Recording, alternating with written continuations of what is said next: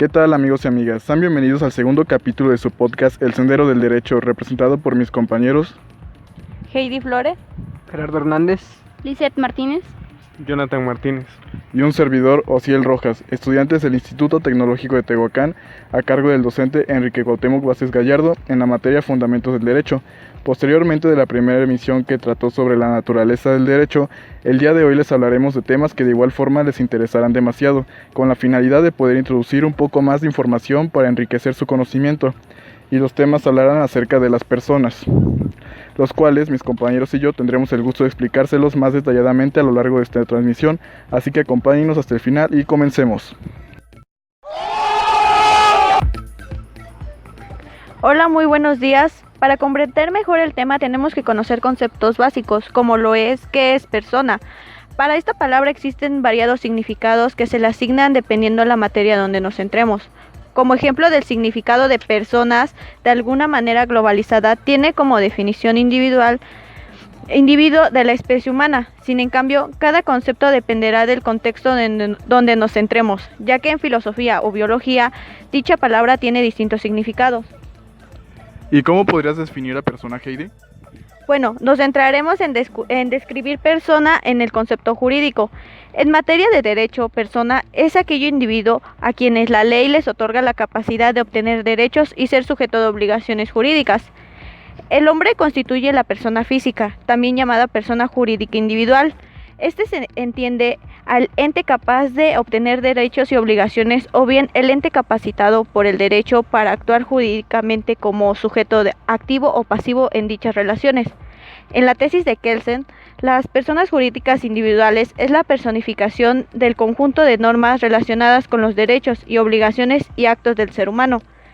De acuerdo al Código Civil, artículo 22, la capacidad jurídica de la persona se adquiere por el nacimiento y se pierde por la muerte, es decir, se nos determina como persona desde el momento que somos concebidos y desde ese momento se entra bajo la protección de la ley. Esta finaliza hasta el fallecimiento del individuo.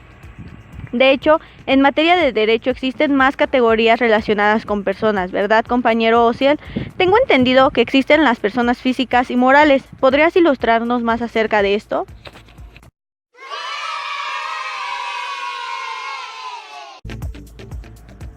Muy bien, amigos, para comenzar a desarrollar este podcast comenzaremos a hablarles acerca de las nociones generales de los sujetos del derecho. Así pues, iniciando, en el derecho existen y se distinguen las personas físicas de las morales, de tal manera que existe la persona jurídica individual y las personas jurídicas colectivas. Entonces, ¿qué son las personas físicas, Osiel? Bueno, a persona física podemos determinar al hombre, pues él constituye una persona física como tal. Es un individuo o miembro de una sociedad con derechos y obligaciones determinados por el ordenamiento jurídico. Entonces, tanto tú que estás escuchando este podcast y el resto de las personas, individuos que conoces y que no conoces son denominados como personas físicas o también llamadas personas jurídicas individuales. Existe la imputación de un hecho a una persona. Esto ocurre cuando referimos un hecho a la unidad de orden, ya sea total o parcial, dentro del cual este hecho está prescrito como debido por medio de una norma. La imputación al Estado es un caso de este tipo de imputación y por consiguiente la persona del Estado es la personalidad total del derecho. En concreto, si separamos del orden jurídico aquellas normas que regulan la conducta del hombre y las concebimos aparte formando una unidad, surge con ello el concepto de persona física o individual. La persona física puede perder su categoría jurídica en los casos de que un determinado derecho positivo admita ya sea la esclavitud o la muerte civil, como consecuencia de una condena o de un estado religioso. Ahora bien, podemos dar paso a nuestra compañera Lizeth para que aborde el tema de las personas morales. Así que, si eres tan amable, Lizeth, ¿nos podrías explicar esto?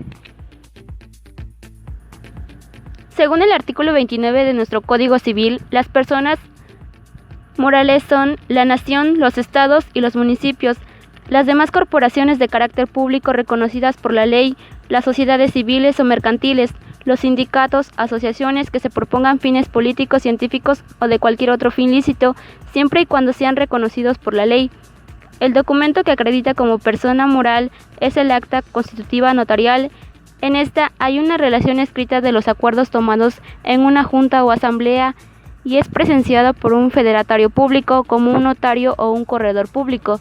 Las personas morales tienen los siguientes atributos. 1 es la capacidad. En las personas morales no puede haber incapacidad de ejercicio, Su capacidad de goce está limitada en razón de su objeto, naturaleza y fines. 2. Patrimonio. En cuanto al patrimonio de las personas morales, observamos que algunos sindicatos o asociaciones políticas o científicas pueden funcionar sin tener un patrimonio, pero existe la capacidad de adquirirlos, es decir, tienen la posibilidad jurídica de adquirir los bienes y derechos y obligaciones relacionados con sus fines. 3. Denominación o razón social. Es el nombre que se le da al ente. Es necesario para que pueda entrar en relaciones jurídicas con los demás sujetos. 4. El domicilio. Se determina en el artículo 33 de la Ley del Código Civil y dice que las personas morales tienen su domicilio en el lugar en que se haya establecida su administración.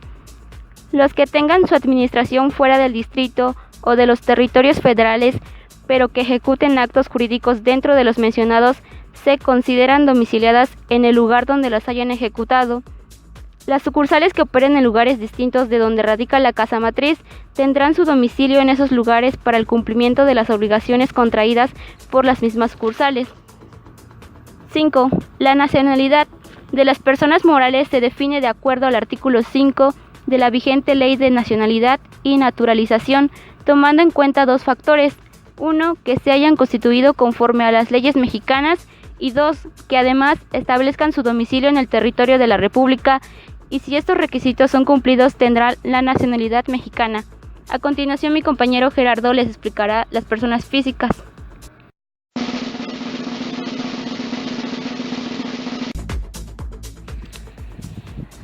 También la persona moral se diferencia de la persona física, en que esta última no tiene una existencia real y concreta, mientras que la persona física es un ser humano que por el hecho de existir ya es protegido por el derecho. La persona moral es por lo general una entidad constituida mediante una escritura pública y que viene representada por un conjunto de personas físicas. A continuación les explicaré acerca de los atributos de las personas. Vienen siendo 1. Capacidad. 2. Estado civil. 3. Patrimonio. 4. Nombre. 5. Domicilio. Y 6. Nacionalidad.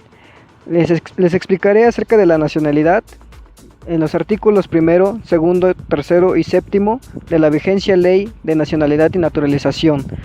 Regulan en sus aspectos principales la nacionalidad mexicana. En el artículo 1 nos dice que son mexicanos por nacimiento. 1. Los que nazcan en territorio de la República, sea cual fuera la nacionalidad de sus padres. 2. Los que nazcan en el extranjero, de padres mexicanos, de padre mexicano y madre extranjera, o de madre mexicana y padre desconocido. 3. Los que nazcan a bordo de embarcaciones o aeronaves mexicanas, sean de guerra o mercantes. Artículo 2. Nos dice que son mexicanos por naturalización. La mujer extranjera que contraiga matrimonio con mexicano y tenga o establezca su domicilio dentro del territorio nacional, conservará la nacionalidad mexicana, aún después de disuelto el vínculo matrimonial. Artículo 7. Nos dice que puede naturalizarse mexicano todo extranjero que cumpla con los requisitos establecidos en esta ley. Una vez concluido lo anterior dicho por mi compañero, daré paso a mencionar lo que es el nombre. El nombre es la palabra o conjunto de palabras que se utilizan para designar a una persona. La finalidad de este es individualizar e identificar a un sujeto con sus correspondientes estatus, es decir, le da a cada persona una identidad y la permite diferenciarse del resto. Todo ser humano tiene un nombre, el cual se le da desde el momento de su procreación. Este es muy importante para todas las personas, debido a que sin él uno no podría reclamar sus derechos, no podría tener un domicilio o tener algún patrimonio. Prácticamente no podría formar parte legalmente de una sociedad o comunidad. El primer nombre es opcional en cuanto a su asignación, debido a que este es puesto por los padres y ellos pueden elegir el que a ellos más les guste, en cuanto no esté prohibido. En cambio, los segundos, o sea los apellidos, se obtienen por filiación y están formados por el primer apellido del padre y el primero de la madre. El tener un nombre está íntimamente relacionado con el derecho a la identidad que todo ser humano tiene. El derecho al nombre posee varias características. Una de ellas es que es intransferible, lo que quiere decir que uno no le puede dar o prestar su nombre a otra persona, debido a que este solo puede ser usado por la persona a la que se le fue asignado al momento de nacer.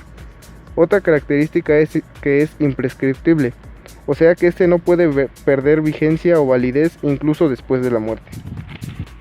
Existe una tercera característica, que es la inmutabilidad, pero esta es relativa debido a que uno sí puede cambiar el nombre, y puede ser de dos maneras, por vía de consecuencia y por vía directa. En la vía de consecuencia, la modificación del nombre se da por otorgamiento de un acto jurídico. El cambio es consecuencia del acto. Un ejemplo podría ser cuando un hijo solo es reconocido por un solo padre. En ese caso, el hijo tomará ambos apellidos del padre que lo está reconociendo. En la vía directa, la modificación del nombre tiene lugar por sí misma y no depende de algún acontecimiento jurídico ajeno a la modificación. En este caso, el cambio de nombre puede ser por existencia de errores ortográficos, por falsedad, que es cuando se alega que el suceso registrado no pasó, por enmienda, que es cuando se necesita variar un nombre u otro dato esencial que afecte al estado civil. Cabe resaltar que el cambio de nombre no libera de las obligaciones o responsabilidades que se hayan contraído con el nombre anterior. Además, este puede trascender a los descendientes menores de edad si es que hubo un cambio de apellido. Otro atributo de las personas es el domicilio, que es la circunscripción territorial donde se asienta una persona. A partir de esta definición también se entiende como domicilio a todo tipo de servicio que es prestado en un lugar de residencia de una persona. El domicilio de una persona física es su residencia habitual, como centro de ejercicio de los derechos y cumplimiento de sus obligaciones, o bien el lugar donde una persona se considera que reside permanentemente. Un ejemplo de domicilio de alguna persona física es, por ejemplo, Gerardo, ¿dónde vives? Avenida de la Juventud, número 2001. Con esto tenemos en claro este atributo como persona física, pero las personas morales al igual tienen domicilio. El domicilio de una persona moral será el lugar donde se ubique la casa matriz o las oficinas de la empresa. Un ejemplo de esto es Electra. Existen muchísimas tiendas de servicio en todo México y a nivel mundial. Sin en cambio, ¿cuál es el domicilio de esta? Su domicilio es Grupo Salinas Periférico Sur, número 4121, Colonia Fuentes del Pedregal, código postal 14141, Ciudad de México, México.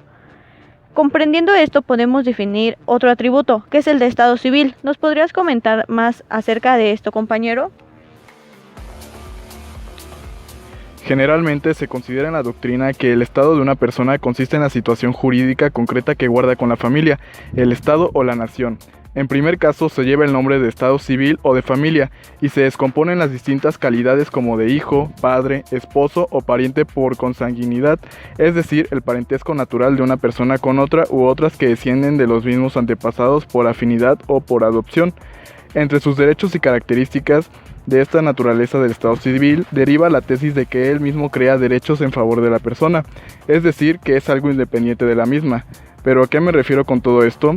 Que debido a que el estado es una cualidad de la relación entre personas, es evidente que no puede separarse de las mismas ni ser objeto de transacción o enajenación, es decir, de venta o donación. Además, el estado civil de las personas puede existir como una situación jurídica calificada con todas las características de legitimidad, o sea, que ha sido hecho o establecido de acuerdo con la ley o el derecho. En el Código Civil vigente, al reglamentarse la situación jurídica de los hijos legitimados y naturales, se alude a la posesión del Estado de hijo legítimo o natural en los artículos 343, 382 y 384.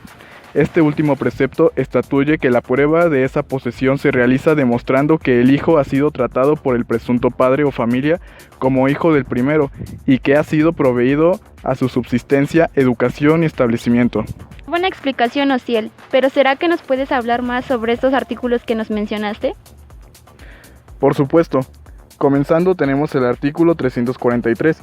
Si un individuo ha sido reconocido constantemente como hijo de matrimonio por la familia del marido y en la sociedad, quedará probada la posesión del estado de hijo de matrimonio, si además concurren alguna de las circunstancias siguientes. Fracción 1. Que el hijo haya usado constantemente el apellido del que pretende ser su padre con ausencia de éste. Fracción 2. Que el padre lo haya tratado como a hijo nacido en su matrimonio, proveyendo a su subsistencia, educación y establecimiento. Fracción 3. que el presunto padre tenga la edad exigida por el artículo 361. Artículo 382. La investigación de la paternidad de los hijos nacidos fuera de matrimonio está permitida, fracción 2, cuando el hijo se encuentre en posesión de estado de hijo del presunto padre. Artículo 384. La posesión de estado para los efectos de la fracción 2 del artículo 382 se justificará demostrando por los medios ordinarios de prueba que el hijo ha sido tratado por el presunto padre o por su familia como hijo del primero y que éste ha proveído a su subsistencia, educación y establecimiento. A continuación hablaremos de nacionalidad. Si hablamos de nacionalidad dentro de nuestra Constitución Política de los Estados Unidos Mexicanos, en los artículos 30, 33 y 34, nos aclara que la nacionalidad mexicana se adquiere por nacimiento o bien por naturalización. Para ser más explícitos, por nacimiento, todos los que nacen en el territorio de la República sin importar de qué nacionalidad son los padres y los que nacen a bordo de embarcaciones o aeronaves mexicanas. Por naturalización, aquellos extranjeros que obtengan la carta de naturalización en la Secretaría de Relaciones, o algunas mujeres que contraigan matrimonio con un mexicano y éste establezca su domicilio dentro del territorio nacional. En el artículo 34 explica claramente que son ciudadanos de la República Mexicana los varones y mujeres que tengan como requisito haber cumplido 18 años siendo casados y en el caso de que no lo sean a los 21 años y por último que tengan un modo honesto de vivir.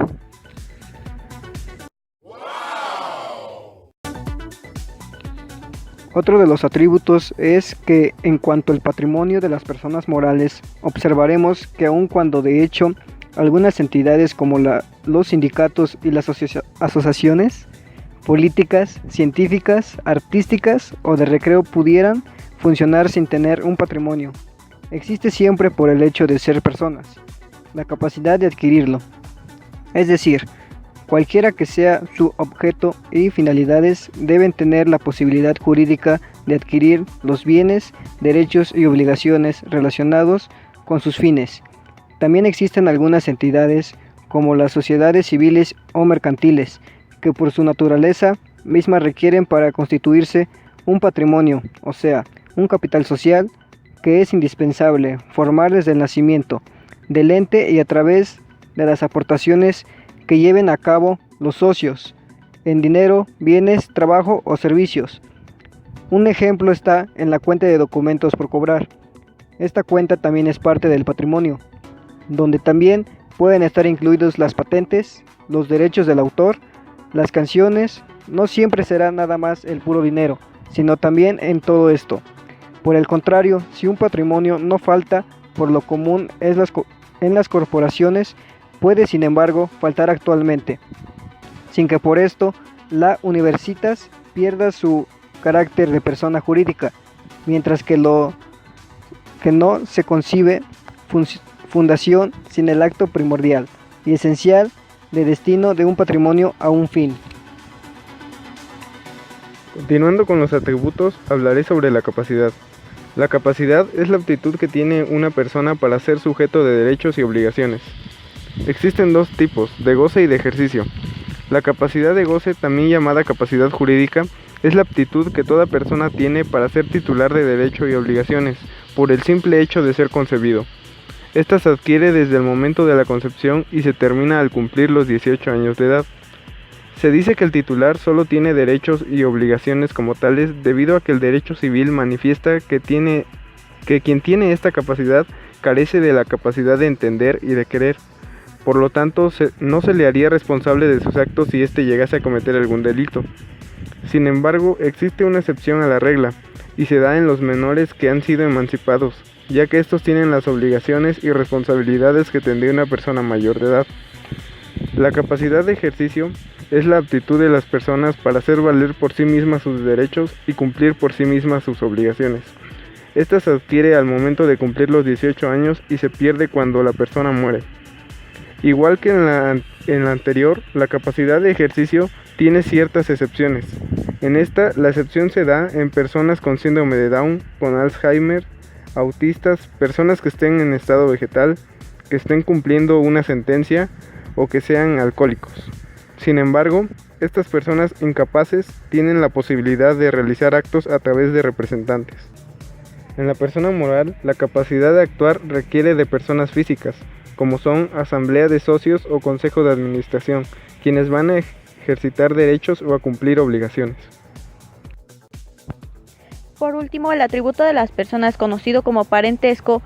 Para esta palabra conocemos significados muy simples, ya que solo lo relacionamos con nuestro entorno, ya que al pensar en parentesco lo primero que nos llega a la mente es padre, madre, hermanos o etcétera.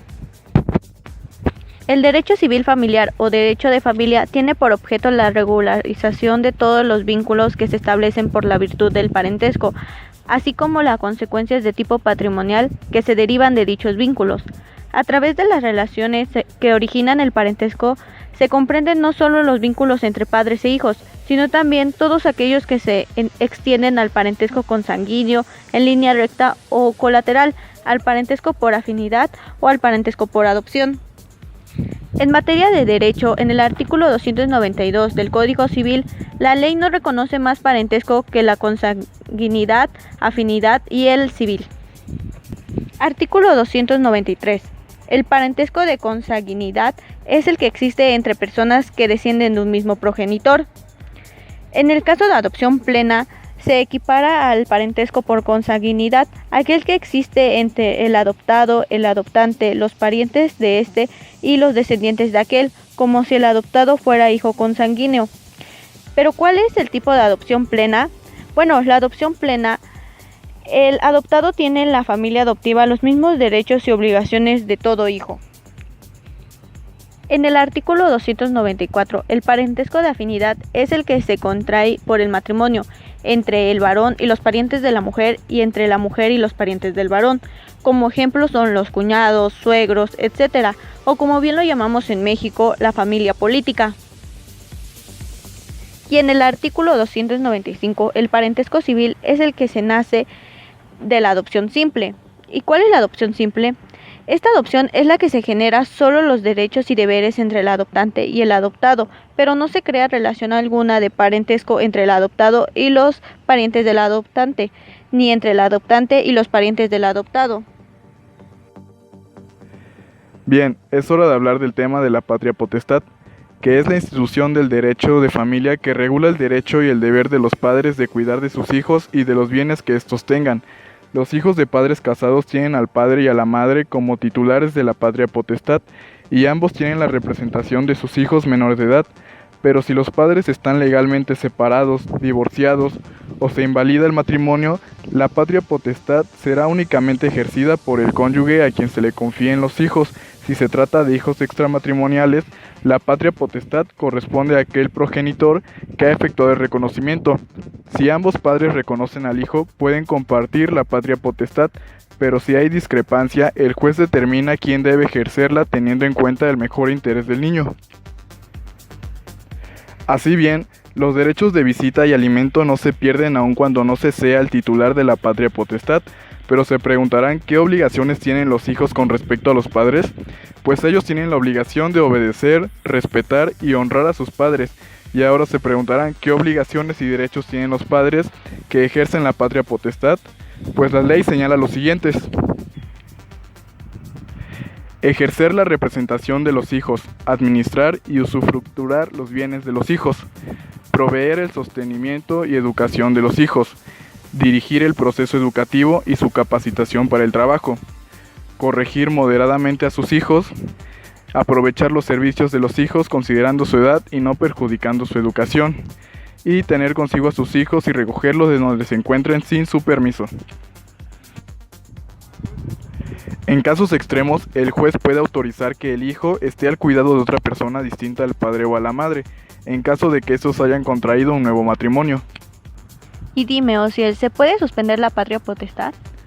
Claro que sí, por ejemplo, por interdicción civil del padre o la madre, ya sea por ausencia judicial, cuando los padres se encuentren impedidos de hecho de ejercerla, por ejemplo, si residen fuera del país y en caso de separación de cuerpos para el padre al que no se le confían los hijos. Recuerden que, como hemos dicho, la pérdida, privación o suspensión de la patria potestad no altera los deberes de los padres con los hijos, en especial las obligaciones alimentarias. Y Osiel, ¿se puede restituir la patria potestad? Claro que sí, la patria potestad se puede restituir. Claro, si el juez puede hacerlo cuando las causas que generaron la medida cesan, salvo en el caso de pérdida de potestad por sentencia condenatoria o ya sea por delito doloso en agravio del hijo. Muy bien, ahora concluyendo este tema, continuamos con nuestro compañero Jonathan en el tema de la adopción. Esta información nos las brindará nuestra compañera Lisette. También dentro del Código Civil del Estado de Puebla, en el capítulo 9 encontramos los fundamentos legales de la adopción. ¿Pero quiénes pueden adoptar?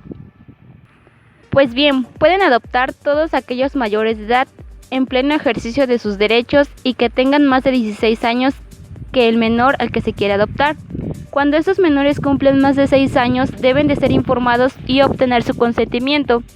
En el caso de los mayores de 14 años, estos deben de dar su consentimiento. El adoptado tendrá los mismos derechos y obligaciones que tiene un hijo. Sin embargo, la adopción se debe dar siempre y cuando los cónyuges que deseen hacerlo estén de acuerdo ampliamente. Si quieres conocer detalladamente sobre la adopción, puedes encontrarlo en los artículos 578 al 596 del antes mencionado Código Civil del Estado de Puebla. Bien, pasaremos con el tema de matrimonio, que a muchos les interesa esto. Y bien, mi querido amigo Gerardo, háblanos de esto.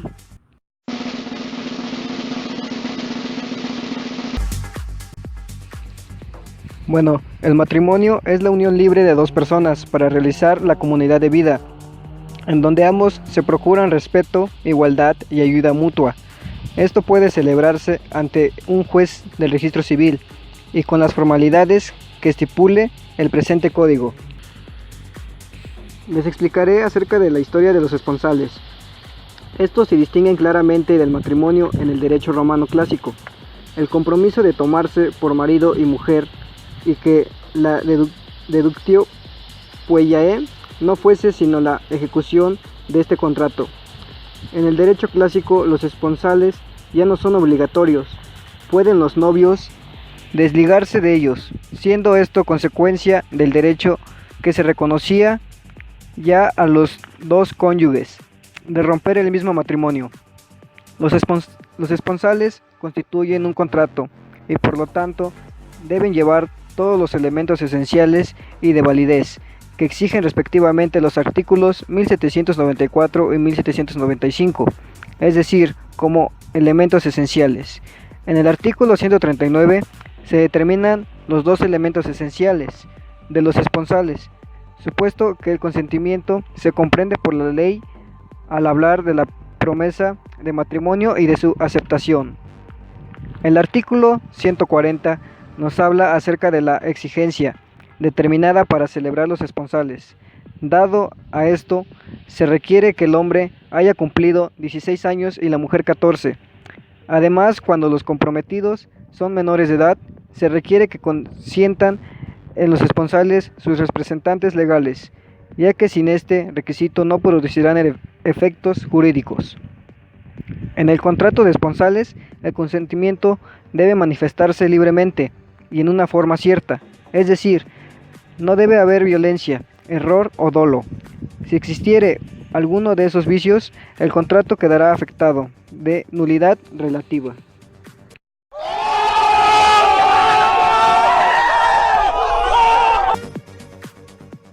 Muy bien, pues, de acuerdo con lo anterior, concluimos que se nos considera personas desde el momento de nacimiento y se nos atribuyen derechos y obligaciones. Estos los perdemos hasta el día de la muerte. Asimismo, las personas físicas y morales cuentan con sus atributos que son indispensables, pues son lo que las caracterizan como tal, y es parte de nuestra identidad como personas físicas y también parte de la identidad de las personas morales. Todo esto nos define ante la ley. Asimismo, consideramos la importancia de la patria potestad, pues es la que garantiza los derechos que se deben ejercer entre el padre y el hijo teniendo en cuenta muchos aspectos. Así que con esto concluimos nuestra segunda emisión. Les agradecemos por acompañarnos hasta el final. Que tengan una excelente y próspera semana. El Sendero del Derecho se despide. Hasta la próxima.